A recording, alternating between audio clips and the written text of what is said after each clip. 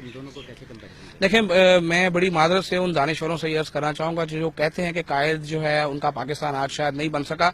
अगर आज नाजिश गुल जैसी झोंपड़ी में रहने वाली टॉप करती है और मेरिट पर टॉप करती है तो ये कायद का पाकिस्तान ही है। हमें अपने सिस्टम पर जो है वो मैं समझता हूं कि फख्र करना चाहिए, हमें अपने साथीदार कराम पर फख्र करना चाहिए और हमें अपने आप को अंडर एस्टिमेट करने के बजाय इस चीज़ को सोचना चाहिए कि जब पाकिस्तान को बनाया गया था तो इस सोच के साथ बदनीति पर तकसीम की गई थी कि ये मुल्क इस तरह से बनाया जाए कि ये 2-4-5 साल से ज़्यादा न चल सके।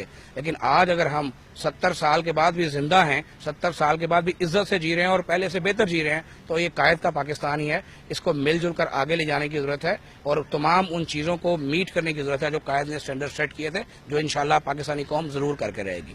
वही सब 1947 में बदनीयती, तासुब और वही सब बातें, वो आज आप उसको मियाना रवि और वो सब चीज़ों को आप आज देखिए, बीइंग पाकिस्तानी में ये कहना चाहूंगा कि हमें मोहब्बतों को फरोग देना है, हमें नफरतों को फरोग नहीं देना, हमें इल्जाम तराशियों पर नहीं आना, हमें दूसरों के गिरेबानों पर पकड़ने की बजाय अपने गिरेबानों में झांकने की रवायत अपनानी होगी। अगर कायद का पाकिस्तान चाहिए, अगर इकबाल की उस ख्वाब को हकीकत का रूप धारना है तो लोगों के गिरेबानों को मत पकड़ें, अपने गिरेबानों में झांकें कि हमने इस मुल्क के लिए क्या किया है और इल्जाम तराशियों के सिलसिले को बंद करें, मिलकर काम करें और पाकिस्तान को आगे लेकर जाएं। बहुत शुक्रिया, बहुत शुक्रिया।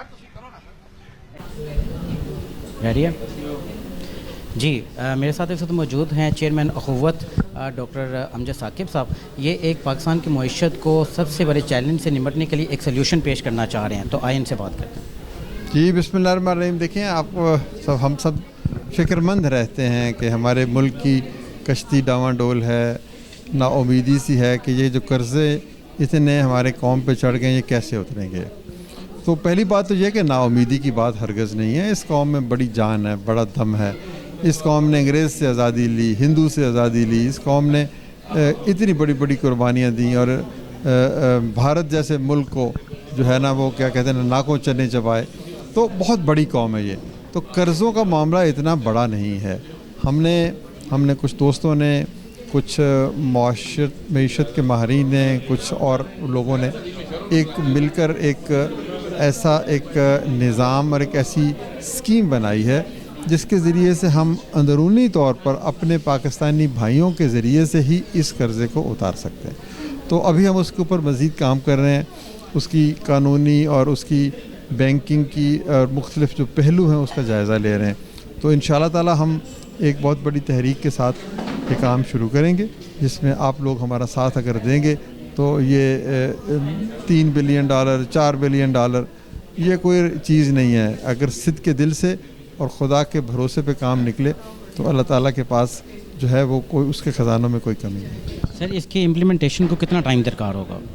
नहीं, मैंने तो अभी अर्ज़ किया ना कि अभी हम इसकी स्ट्रेटजाइज़ कर रहे हैं, डिज़ाइन कर रहे हैं। तो महीना 2 महीने लगेंगे। उसके बाद हम निकलेंगे गली कूचों में, घर से निकलेंगे, फिर आपको पता चलेगा। जी, बहुत शुक्रिया। जी सर, ये बताइएगा कि रहमत लिल आलमीन के कोर्स के लिए जो आप आगे बढ़ रहे हैं और इंटरनेशनल आप जो एक ख़ास तबके को फोकस किया है, इसका ख्याल कैसे आपको आया?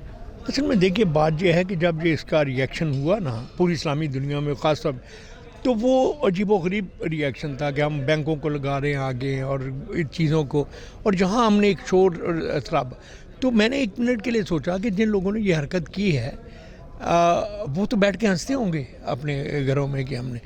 तो फिर ये था कि हमें इस्लामी दुनिया की तरफ से इस बात का एक मुदल्लल और मोहब्बत वाला जवाब देना चाहिए, एक लड़ाई वाला, झगड़े वाला वो नहीं है।